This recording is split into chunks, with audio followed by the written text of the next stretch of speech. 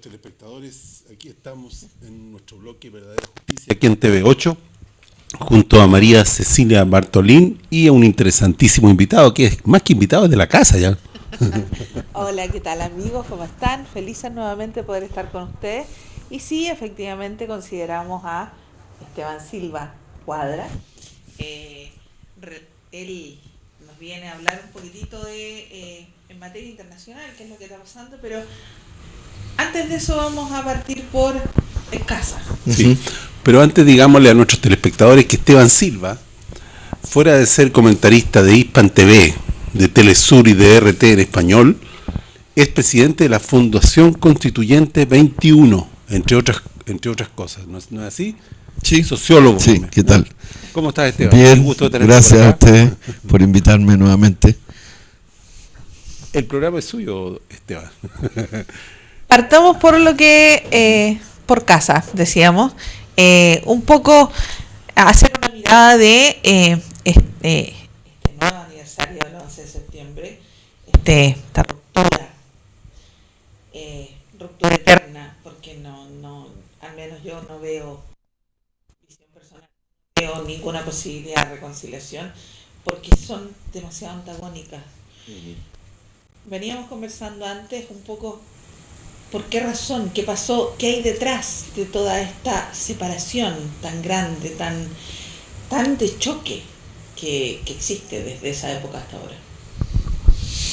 Yo creo que primero hay ciertos momentos en la historia, ¿no? Que es como emblemática. Primero se cumplieron 45 años, ¿no? Del golpe militar de 1973. Y hubo una cantidad de manifestaciones a nivel nacional, de opiniones, de artículos, de emisiones de televisión y otros a favor y en contra. La mayoría, por supuesto, en contra, ¿no? Pero claramente el gobierno trató de hacer, el gobierno de Piñera, ¿no? Convocó a un acto en La Moneda, que lo convocó solo, porque fueron sus propios partidarios, ¿no? Y no hubo parte de representantes de quienes fueron las víctimas del golpe. Los días previos, esto fue el 11, los días previos, el día 9, hubo una gran marcha de organizaciones de derechos humanos, fuerzas políticas, etcétera, partidarias, la gran mayoría del gobierno del presidente Salvador Allende hace 45 años al día de hoy, o que participaron o que fueron a honrar y recordar a las víctimas asesinados por los militares y por el golpe militar, que partió con la muerte, con el asesinato en la práctica real, en esas primeras horas del propio presidente Salvador Allende en adelante. Entonces, pero todo esto porque teníamos un clima previo, ¿no? Y es que hubo previamente, ¿no? Semanas antes, una resolución de magistrados de la Corte Suprema, que permitió que reos que ya que habían sido condenados por crímenes de lesa humanidad, que estaban ex militares y personal de Estado, acusados y probados que fueron asesinos y vinculados a crímenes de lesa humanidad, con el resultado de asesinato o desaparición de chilenos a partir del golpe militar a la fecha, ¿no? Se les rebajó penas en el sentido que se les permitió, por parte de la resolución de la Corte Suprema y de un grupo de magistrados en particular, con una interpretación muy en particular, de continuar supuestamente sus sentencias no privados de libertad. En ese sentido, sus casas, etcétera, etcétera. Bueno, eso motivó, como ya sabemos, una acusación constitucional que está facultado en la Constitución de Chile, que uno de los poderes del Estado, que es el Congreso, ¿no? Particularmente la Cámara de Diputados, la presentara, y posterior al golpe, al 11 de septiembre, se discutió esto y fue rechazado, ¿no? y tuvo una votación dividida. Bueno, todo esto genera y trae nuevamente a colación el porqué que hay detrás de 45 años después del golpe, por qué se genera tanta controversia, tanta pasión, porque hay una cantidad de cosas que no están resueltas, que a pesar de 45 años no fueron resueltas, donde hay mucha impunidad. Mire, partiendo incluso por una cosa que los invito a reflexionar, a las personas que nos escuchan y ustedes obviamente compartiendo esta reflexión, y es la propia muerte violenta del presidente Salvador Allende.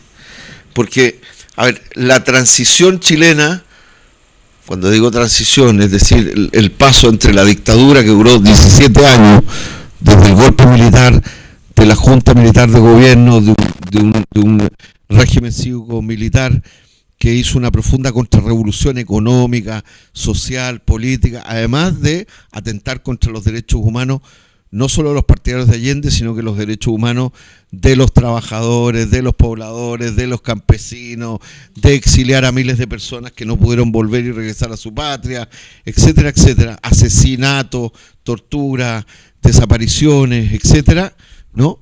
Porque en general se sacan cifras de la cantidad de personas asesinadas por la dictadura, pero no se sacan cifras de las personas que fueron, que sufrieron violencia por parte de los militares y de los agentes del Estado de la dictadura de Pinochet, que fueron masivas. Correcto. Solo poner un caso, en la población Lormía. Y las poblaciones, yo me recuerdo de un allanamiento masivo, yo estuve aquí pues, en ese periodo, estoy hablando en la década de los 80, los allanamientos masivos en que hacían salir a las personas de cada una de sus casas y se les allanaba además las casas, y a los sospechosos o sospechosas, aún jóvenes, menores de edad, se los llevaban detenidos. Y eran allanamientos masivos, por el solo hecho de ser pobres o de vivir en zonas que eran sospechosas de ser opositoras porque la gente era pobre, o porque vivía de manera más modesta y era golpeada por el cambio de las políticas económicas del régimen. Estamos hablando de la época del PEM y el POG, de una gran cesantía gigantesca, etcétera, etcétera. Entonces, en general, y yo por eso les traía a colación también la muerte del presidente Allende, por lo siguiente, porque la transición, es decir, el paso de el gobierno dictatorial de Pinochet a uno supuestamente democrático o democratizador mínimo, ¿no? Con más garantías democráticas, con el inicio de revisar lo que había ocurrido, a lo menos en materia de derechos humanos, no en materia económica, etcétera, está basada en un axioma bien que es bueno reflexionar sobre él. Es decir, la discusión sobre si Allende fue muerto, asesinado directamente porque alguien le tiró un tiro, ¿no?, en la moneda, o se puso fin, es decir, se suicidó con mano propia para no entregarse vivo después de combatir. Y la verdad es que detrás de esa imagen se esconde la lógica en la cual se construyó la transición post-dictadura hasta nuestros días. Es decir, si tú dices, mire, el presidente de Chile, que murió el día del golpe militar, que fue bombardeado por aire, por los famosos Hawker Hunter, ¿no? Sí. De manera brutal, pero también por tierra, con tiros de cañón, de tanques y de tanquetas, además de fusilería y disparos hacia el Palacio de la Moneda, que es el Palacio de los Presidentes de Chile, ¿no? Se suicidó. Luego, una persona que se suicida, no hay responsable tercero. Entonces se suicidó y luego no hay nadie más responsable. Correcto. Es muy distinto a el hecho de que el presidente fue bombardeado con el objeto de asesinarlo desde tempranas horas, ¿no? Y más allá, si le llegó un tiro directo donde murió, o finalmente él, que estuvo con una ametralladora en la mano y hizo tiros junto con sus colaboradores y colaboradoras, etcétera, para defender el gobierno constitucional de esta zonada fascistona militar, ¿no? Más allá de si le llegó un tiro directo de un militar o si finalmente él, después de combatir, no quiso entregarse vivo, fue asesinado. Eso, cuando uno dice, no es lo mismo que alguien que se suicida a alguien que fue asesinado, porque alguien que fue asesinado hay que perseguir quién fue el responsable. Correcto. O quiénes o cuántos fueron los responsables.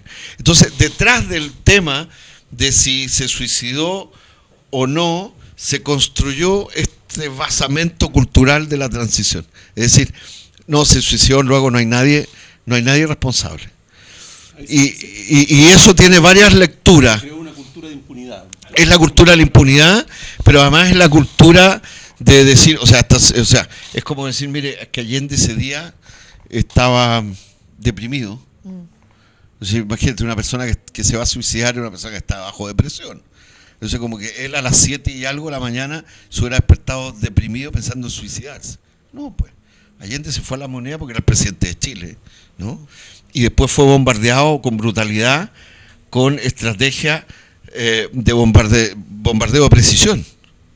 Fíjense que el propio caso, el magistrado Carroza, el 2013,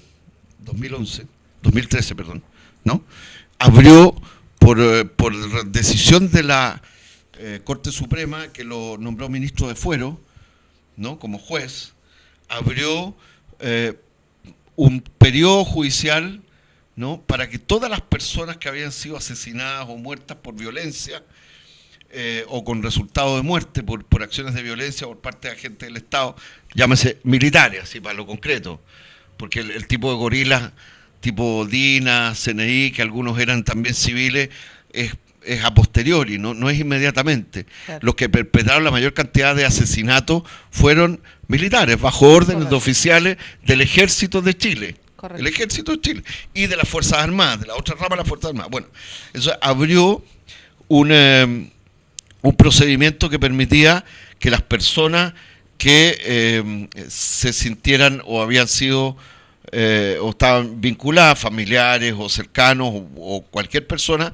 pudiera litigar por una cantidad de casos de asesinados y asesinadas y personas con resultado de muerte desde el golpe militar a la fecha en que se abrió y de lo contrario se hiciera un cierre judicial. Bueno, en ese contexto habían alrededor de 800 y tantos casos abiertos que nunca nadie había litigado por ello. Estoy hablando de gente que fue asesinada en circunstancias, entre comillas, que le llaman confusas, los medios siempre le llaman confusas cuando quieren esconder de que son cosas directas, asesinatos directos de personas, etcétera, ¿no? Para manipular un poco el cuento.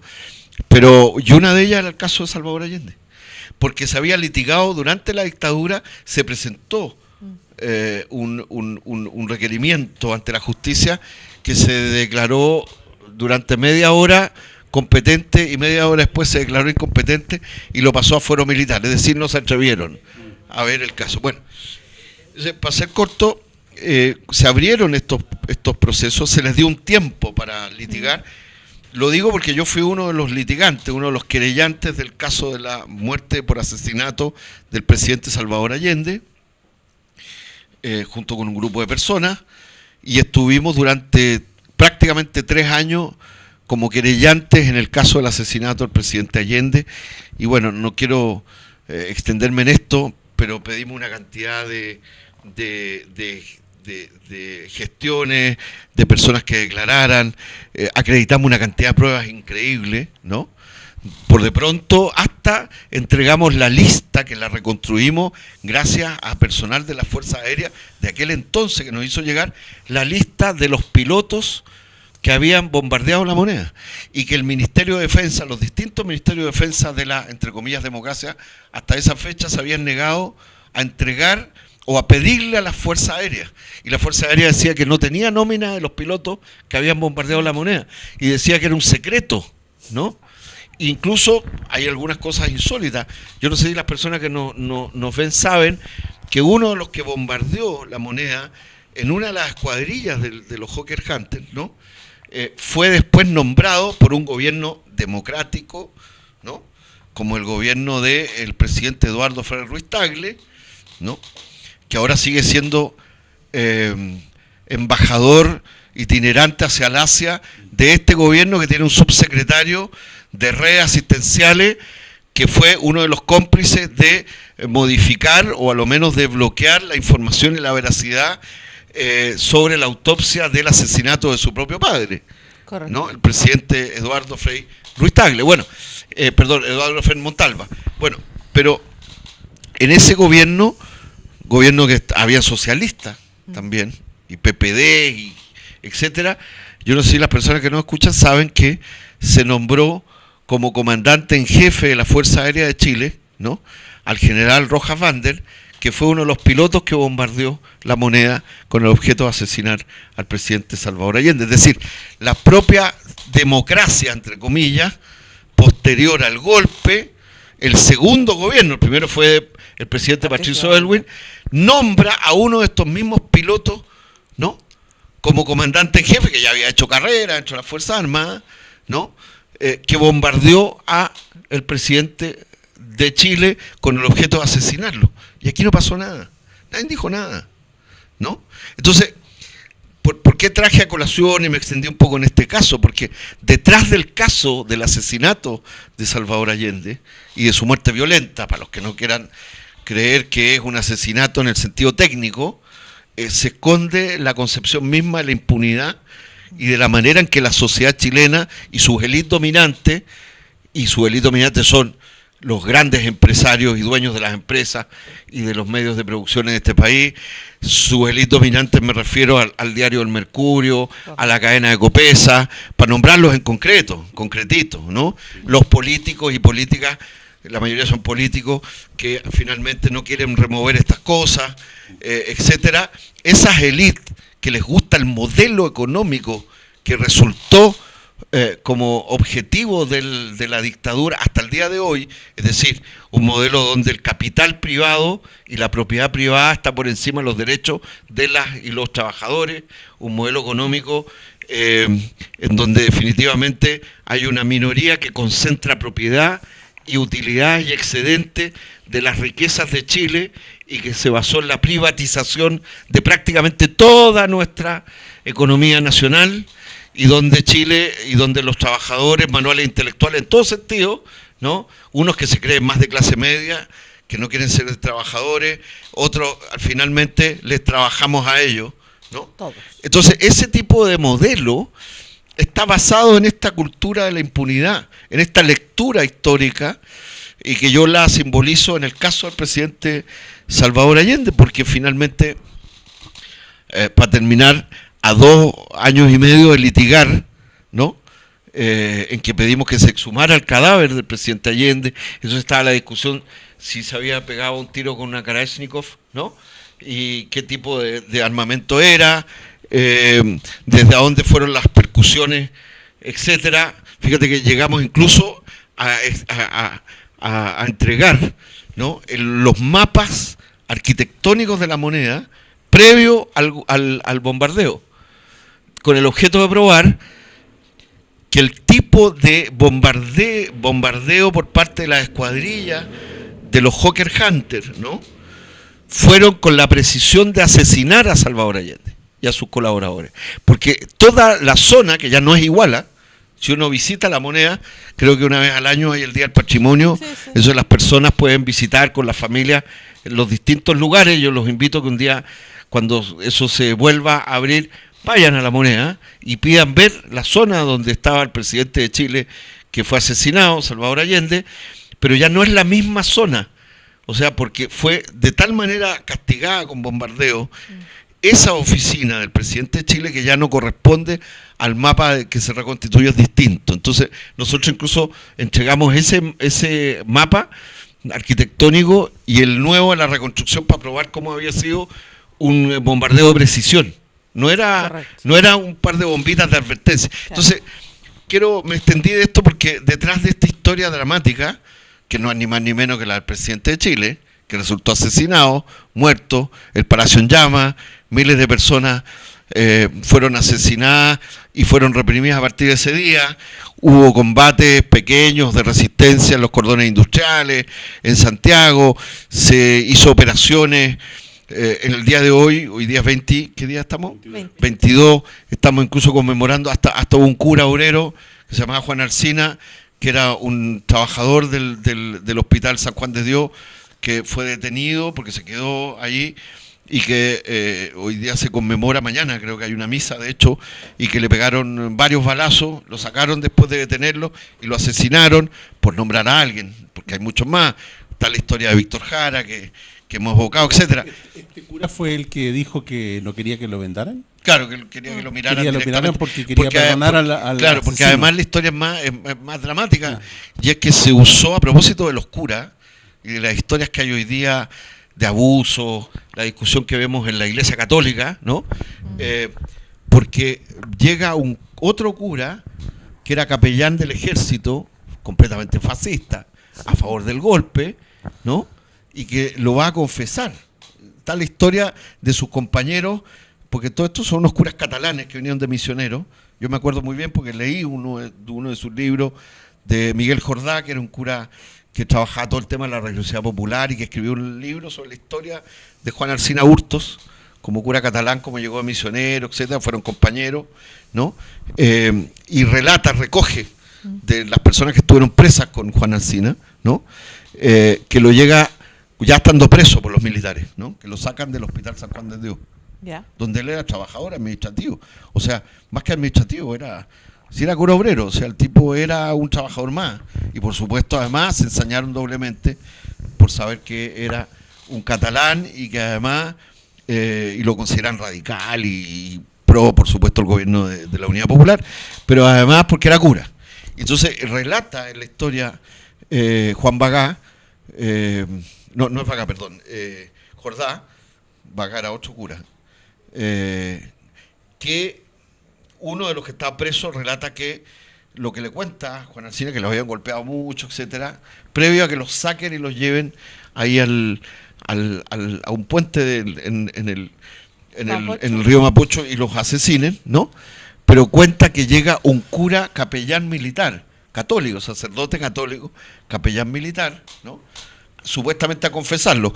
Unos curas que eran unos vándalos, porque lo que hacían esas personas era en la práctica usar lo mismo que esta historia de usar el poder para abusar de otros, sea sexualmente, sea, ¿no? Estos curas que fueron capellanes militares, varios de ellos, usaron esta investidura de cura para legitimar la violencia, el asesinato, e incluso de propios compañeros de iglesia. Y en este caso el capellán llega, lo trata de confesar, esto lo cuenta en sus memorias que recoge sobre la historia de Juan Alsina, y el tipo sale, lo escucha uno de los que estaban ahí detenidos, y el tipo dice, este capellán, este es un comunista, no es un cura. O él te mata o lo matan. O ustedes lo matan, en el fondo diciendo, mátenlo, ¿qué cura? No, este no es mi colega. Bueno, hasta ese tipo de cosas, se llegó hasta ese nivel de perversión, no en el caso de la iglesia, porque la iglesia era lo mismo que toda la sociedad, estaba dividida, porque había un proyecto popular de transformación, más allá del debate, le guste o no, etcétera, pero estaba ese debate. Pero vuelvo a insistir, yo creo que detrás, para terminar, pero quizás para hablar, quería, por eso me detuve en el caso de la muerte por violencia o el asesinato del presidente Allende, para que las personas que nos ven y nosotros podamos, que ese caso que lo tuvo el magistrado Carroza, estuvo prácticamente 2 años y medio abierto, no lo pudieron cerrar, tuvieron que pedimos que, en fin, que testificaran las personas que estuvieron en los famosos las escuadrillas que bombardearon, exmilitares, hasta los bomberos que sobrevivieron, etcétera, ¿no? Y pedíamos que fueran juzgados y fueran procesados, más allá del tiempo que había pasado, porque estos son crímenes de lesa humanidad que se llaman, que no prescriben, ¿no? Pero finalmente detrás de esta historia está la historia de la impunidad, pero no solo la impunidad de la justicia, es como una sociedad quiere leer dominantemente su élite, sus medios, de lo que pasó para no mover la cosa y hacerse los lesos de lo que está pendiente. Y aquí quedó pendiente esta historia entera, pues, ¿no? Entonces, bueno, ¿qué pasó con ese caso? Bueno, el magistrado Carroza lo sobreselló, lo cerró, Nosotros apelamos y la Corte de Apelaciones lo cerró definitivamente, ¿no? Ellos, en el fondo, el magistrado decía, mira, lo que nos importa es establecer si se suicidó o no. Para nosotros ese no era el tema central. Era tan evidente. O sea, yo me acuerdo cuando me preguntan en el proceso, ¿por qué usted no es parte de eso? Cuando usted no tenía ni la edad al golpe, ni era parte, ni es familiar de Allende. Yo decía, pero si es más simple, ¿cómo no nos va a causar conmoción que el presidente democráticamente electo de Chile, que en aquella época, a la diferencia de ahora, tenía un mandato de 6 años, ¿no? Según Sí. la Constitución, amaneció en la mañana del día 11 de septiembre vivo, con su propio mandato, y después de las 2 de la tarde había sido asesinado, el Palacio de la Moneda estaba en llamas, habían hartos muertos ya, y habían tanques y gente que había bombardeado, ni más ni menos. Entonces, a propósito de que venimos a pasar las fiestas patrias, hablamos de la primera junta que se independiza, entre comillas, ¿no?, de España. Correcto. Por la crisis que tenía la monarquía española con la invasión francesa. Estamos hablando de otros temas, ni siquiera era que la oligarquía chilena o criolla estaba independizándose de verdad completamente, y celebramos eso el 18 de septiembre, y el 19 celebramos el Día de las Fiestas Patrias, el Día del Ejército, un ejército que tiene como título de eslogan Ejército vencedor jamás vencido, y en el caso de las Fuerzas Aéreas, que es parte de las Fuerzas Armadas, la única cosa que puede mostrar la Fuerza Aérea de Chile desde que se creó, ¿no?, de victoria aérea, es haber bombardeado el propio Palacio de la Moneda y al presidente de su propio país, y no tiene ninguna victoria que pueda demostrar distinta externa. Entonces, esto es el tipo de país que nos falta remover para saber, por eso hay tanta reacción crítica, hay tanta bronca. Primero porque estas cosas uno puede echarles tierra, uno puede echarles impunidad, pero están ahí pendientes porque no se quieren enfrentar. Eso es una. Y la otra es que detrás hay un modelo económico que es el que nace y se instala y se impone por las armas y la fuerza, y que hasta el día de hoy es el dominante económicamente en Chile, que es el de fondo, es decir, el ladrillo de los Chicago Boys, puesto gracias a los militares, ¿no?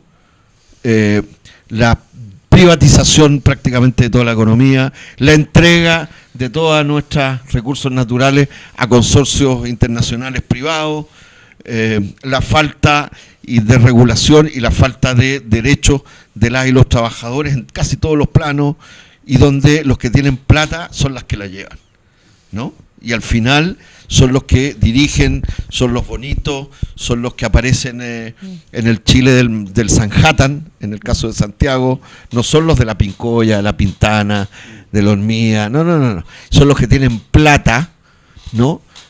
O a lo menos aparece que tienen plata, aunque estén endeudados hasta por debajo de los zapatos, pidiéndole préstamos desde la farmacia, que te puede prestar un poquito de plata para comprar los medicamentos, hasta obviamente los bancos y las financieras. Y eso está en el origen también del malestar social, es el tipo de modelo económico, social y cultural, y también de impunidad, en el sentido también del ámbito de los derechos humanos más directo, que está en el origen del malestar social que se gatilla cada vez que hay un aniversario del golpe. Entonces, todos quieren decir, no, tenemos que ser hermanos y no sé qué, pero no quieren remover cosas que están pendientes. Una sociedad, si no se mira a la cara, si no se mira al espejo, si no dice estas cosas con nombre y apellido, y no es un tema de violencia, es un tema de necesidad también cultural. Correcto, el hecho de que no se diga la verdad, no se transparente, no se ponga sobre la mesa los hechos reales, se siga tapando, se siga cubriendo, la justicia siga sin hacer justicia en el caso de estos criminales de lesa humanidad que fueron sueltos, porque la verdad es que en el caso de los militares son una familia, por lo tanto fuera ellos van a ser protegidos por los propios militares y eso es una realidad. Y que la justicia no haya tomado en consideración el protocolo de Roma, que Chile firmó, que tiene que considerarlo, que hay pautas que fue y que lo que sigue, por lo que sigue peleando Carmen Hertz, que es que no estaban dadas las condiciones para que ellos pudieran tener esta libertad en su casa, que sigan cumpliendo condena en su casa, que es libertad, literalmente, y que además las penas en este país de estos crímenes de lesa humanidad son irrisorias. Si en el protocolo de Roma dice que tiene que cumplir mínimo 25 años de la condena, cuando aquí hay personas que tienen 5 años de condena. Entonces, cuando esa justicia no es justicia para todos, porque esta justicia funciona cuando tienes plata para pagarla, es imposible que haya reconciliación. Simple y sencillamente imposible. No puede haber reconciliación. Estoy muy de acuerdo, sí, por supuesto. Bueno, ¿qué les parece si nos traspasamos las fronteras un poco? Nos alargamos un poco, pero Sí, la verdad es que el tema da para mucho. es que es un tema que creo que, como dice Esteban, hay que reflexionar muchísimo sobre eso, y no estamos hablando de venganza, porque hay mucha gente, sobre todo la derecha, que cuando se habla o se toca el tema dicen, no, es que es revanchismo, es venganza. No, es justicia, es verdad. Y si no hay eso, no puede haber una reconciliación. Sí, no, y además incluso todas las instituciones están muy impregnadas de este sentido de querer hacerle el quite, no mover las cosas o de administrar el tipo de, entre comillas, transición que se dice que fue ejemplar, que en el fondo es sobre la base de no mover el tema de fondo, que cambió las cosas en Chile y que se le impuso a las mayorías. Sin ir más lejos, hace poco ha habido toda una cosa que a ratos parece muy mediática, pero tiene un fondo, y es lo que pasó entre la diputada Pamela Giles con este diputado que es un señor de ultraderecha, que es como es como un nazi, ¿no? Pero muy básico, un señor Urrutia, de la UDI, que él le faltó el respeto a las víctimas y a los asesinados, y se permitió decir un par de cosas terribles, y fue increpado valientemente, en mi opinión, por la diputada, ¿no?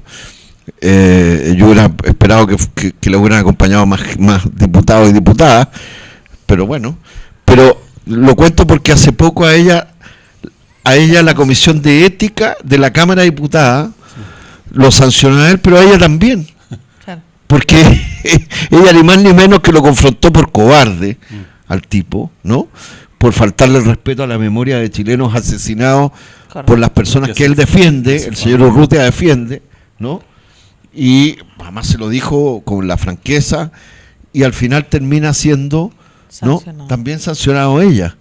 Eso te muestra un poco como, por eso digo, las instituciones están impregnadas. Y lo que es peor es que habían 2 diputados de su propia coalición, el Frente Amplio, que hicieron el arreglín, ¿no? Y también concurrieron con su voto y su acuerdo a la sanción para Urrutia y para ella. Es como decir, ya, es como la transaca. Todo es el juego de la transaca, ¿no? Y hacerse el leso, ¿no? Sí, puras componentes. El no enfrentar las cosas es tener ese pánico terrible por la verdad y por hacer un análisis, que uno puede que esté de acuerdo o no, pero es como tapar todas estas historias o meter la basura debajo de las alfombras, y entonces por eso estas cosas causan tanta pasión, y por eso uno dice, pero ¿por qué hay jóvenes que no habían nacido, que nacieron incluso en los años, que tienen rabia acumulada, que además han sido transmitidas por su entorno, por su familia, por esta frustración nacional, o hasta cosas que uno puede que esté de acuerdo o no, pero que la institucionalidad dominante quiere castigar las posibilidades de enfrentar qué hay detrás de esto, como lo que hace este señor Piñera, ¿no?, con el aula segura, para tratar ahora de criminalizar y expulsar a los jóvenes que estén vinculados a actos donde haya molotov o cosas así, en vez de preguntarse la sociedad chilena.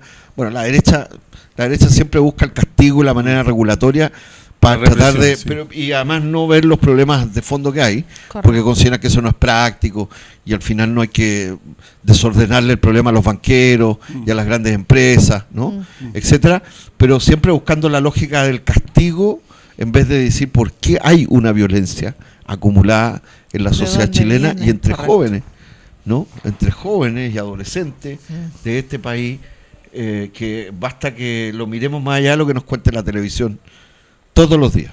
Y no hablo solo de una violencia en esto, estoy hablando de la violencia del microtráfico, de la droga, estoy hablando de cosas que son violentas. Correcto. Estoy hablando de no tener destino, estoy hablando de no tener plata para terminar y continuar estudios, estoy hablando de etcétera, etcétera. Estoy hablando de salarios miserables, estoy hablando de eso también es muy violento. Y este modelo está basado en esa violencia. Lo que pasa es que es una violencia que está encapsulada, está metida dentro de un forceps muy brutal. Entonces, por eso se sorprenden cada 11 de septiembre cuando hay estas barricadas y violencias que se ven en ciertas poblaciones. Entonces además se tergiversa y dicen, no, es que esta es una zona peligrosa, no sé qué, estos son... Y salen... Todo esto es lo que no se quiere enfrentar como sociedad, a través de las institucionalidades también, ¿no? Correcto. Sí. Bueno, Esteban, cambiemos un poco de tema abruptamente. Nos te llevamos al escenario internacional, aprovechando de tu estatura de comentarista internacional. Existe en Siria un verdadero campo de batalla, y hay una batalla emblemática que se está a punto de lidiar, y se suponía que se iba a lidiar, y por un acuerdo entre Turquía y Rusia acordaron, por alguna razón, no lidiarla, porque esa batalla sería decisiva en el sentido de que después de eso Estados Unidos no tendría más que salir de ahí, porque se iría con la cola entre las piernas, digamos.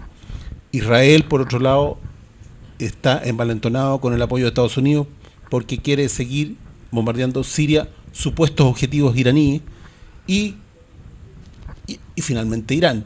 Entonces, está muy caliente la cosa ahí en Medio Oriente. Hay un atentado de falsa bandera orquestado para justificar un nuevo bombardeo a Idlib o bien a Damasco, y para eso hay toda una flota de la OTAN en el Mediterráneo a tiro de cañón, digamos, como dicen. Entonces hay muchas cosas que están pasando que creo que se han revelado antes.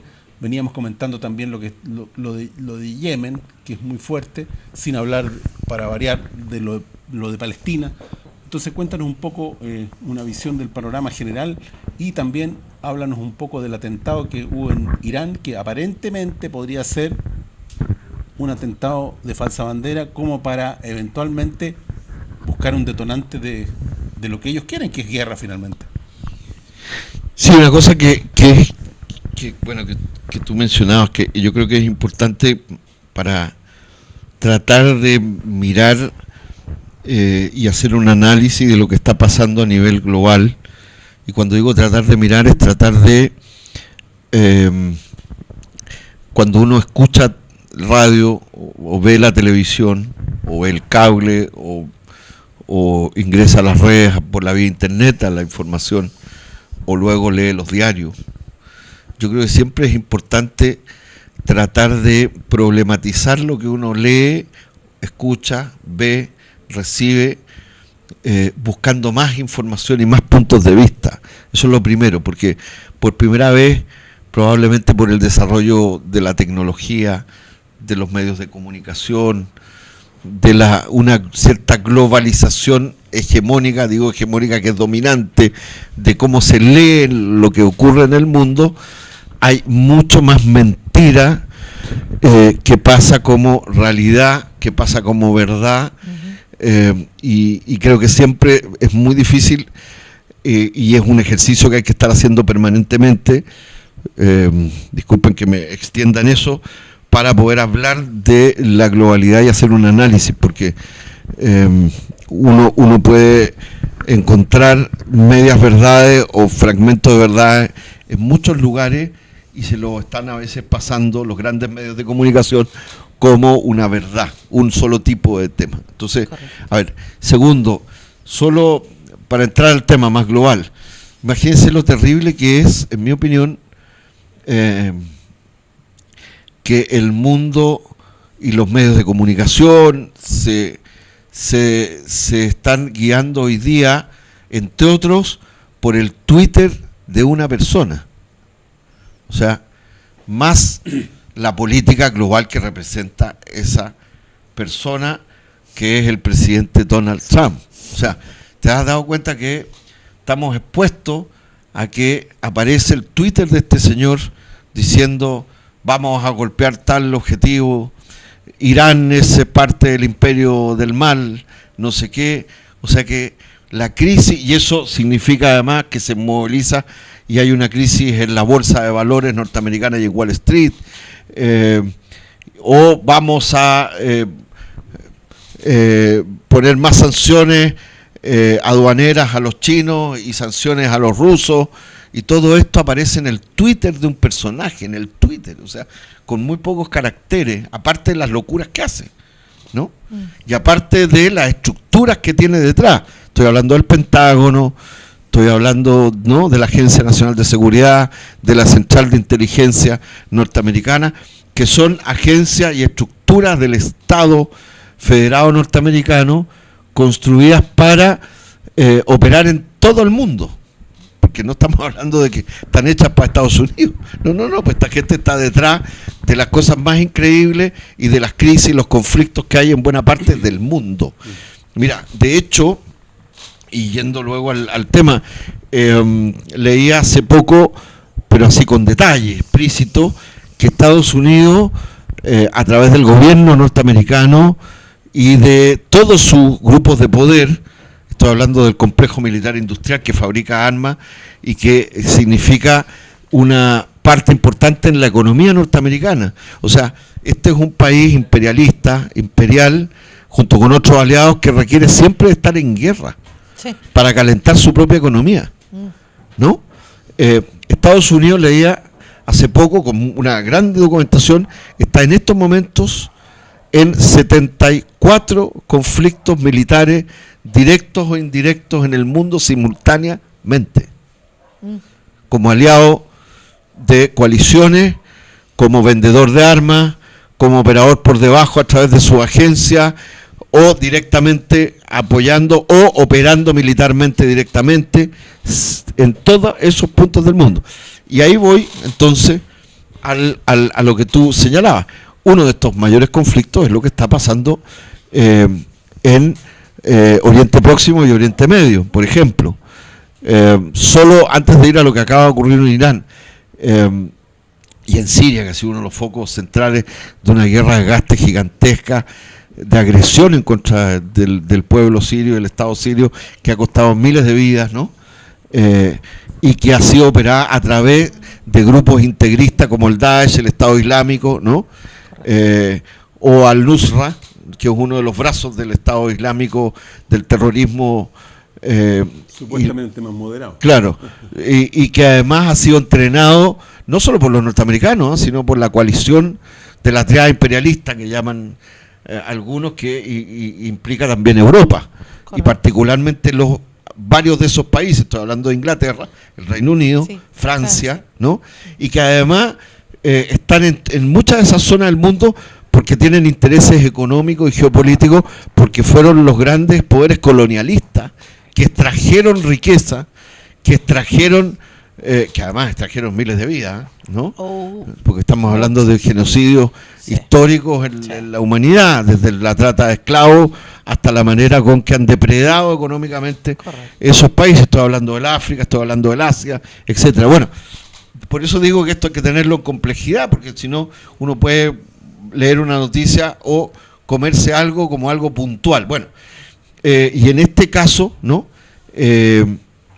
Tenemos una situación súper compleja en esa zona del mundo, pero además que en el caso de Siria con el apoyo de una coalición, efectivamente también, que entró a apoyar, con acuerdo con el gobierno del presidente Hafez el-Assad, ¿no? Que está básicamente articulada con Rusia, ¿no? Y con la apoyo y tecnología militar y también de asesoría militar rusa, pero también con apoyo de Irán, ¿no? Sí. Y de otras fuerzas no solo estatales o que son políticos militares, como en el caso de Hezbollah del Líbano, que es otra complejidad porque tienen vinculaciones ahí, pero también con el problema israelo-palestino, en fin, todos están interrelacionados. Acá además hay un conflicto, ¿no?